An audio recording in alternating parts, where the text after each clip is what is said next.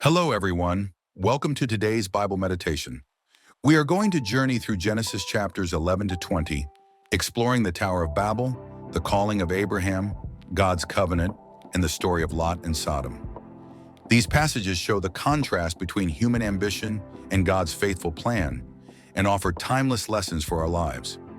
Let's walk through them together and reflect deeply on God's promises and protection.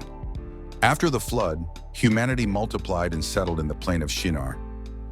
They said to each other, "Let's build a city and a tower whose top reaches the heavens, so we may make a name for ourselves and not be scattered over the earth." The people relied on their own strength, seeking fame and security apart from God. But the Lord came down and said, "If as one people they are united in this, nothing they plan will be impossible. Let us confuse their language so they cannot understand one another." God scattered them across the earth and stopped the tower's construction. The city was called Babel because there the Lord confused the language of all the world. This teaches us that human pride and self-reliance apart from God lead to confusion, but God's sovereignty is unshakable. God called Abram, saying, "Go from your country, your people, and your father's household to the land I will show you. I will make you a great nation, bless you, and make your name great. All peoples on earth will be blessed through you." Abram obeyed, taking Sarai, his nephew Lot, and all their possessions. This is the start of Abraham's faith journey, showing that trust in God often begins with obedience, even into the unknown. Faith requires stepping forward without knowing all the details, but God's promises are sure. Abram and Lot's herds grew too large for the land to support them together.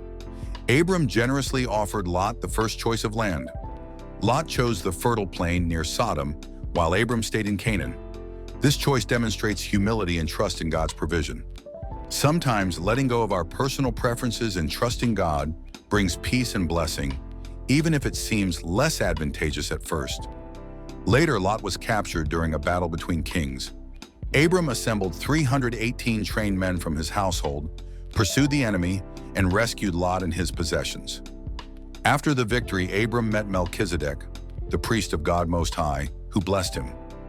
This shows us that victories come not from human power alone, but from God's guidance and blessing. God spoke to Abram in a vision. "Do not be afraid, Abram. I am your shield and your great reward." Abram expressed concern that he had no children. God took him outside and said, "Look at the stars. Your descendants will be as numerous as these." Abram believed God, and it was credited to him as righteousness. God also made a covenant, promising the land to his descendants. Even when the promise seems impossible, God's word is trustworthy. Sarai, still childless, gave her servant Hagar to Abram so they could have a child. Hagar conceived Ishmael, but this human attempt to fulfill God's promise led to tension and conflict. God, however, appeared to Hagar and reassured her, "I will greatly multiply your descendants. Your son will become a great nation." Even in human mistakes, God's mercy and plan prevail. When Abraham was 99, God appeared and established a covenant with him.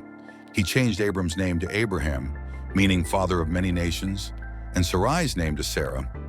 God promised that Sarah would bear a son, Isaac, through whom the covenant would continue. Circumcision became the sign of God's covenant, a lasting reminder of his promises and faithfulness. God's covenant calls for trust, obedience, and recognition of his eternal plan. 3 visitors appeared to Abraham. They confirmed that Sarah would bear a son, Isaac. Abraham also interceded for Sodom, asking God to spare the city if even 50 righteous people were found. This chapter teaches us the power of prayer, courage, and intercession. Abraham modeled a life of faith that trusts God's justice and mercy while boldly seeking his favor for others. Angels came to Sodom and warned Lot to flee with his family. The men of the city surrounded Lot's house, seeking harm, but God intervened to protect them. Lot hesitated, but the angels led them safely out. Lot's wife looked back and became a pillar of salt, showing the danger of disobedience and longing for the sinful past. This story highlights God's judgment on sin, but also his protection of the faithful. Abraham, fearing for his life, claimed Sarah was his sister in Gerar. God appeared to Abimelech in a dream, warning him not to take her. God's protection prevented harm, and Abraham's mistake did not thwart God's plan. Even when we falter, God's faithfulness endures. His guidance and protection remain, ensuring His promises are fulfilled. From Genesis 11 to 20, we witness the tension between human pride, impatience, and God's faithful plan. At Babel, human ambition clashed with God's sovereignty. In Abraham's life, we see faith, obedience, mistakes, and God's mercy intertwine. Lot's story reminds us of the importance of obedience and God's protection. These chapters invite us to trust God's promises, follow His guidance, and rely on His faithfulness even when the journey is uncertain. May this reflection inspire you to live faithfully, obey God, and rest in His eternal plan.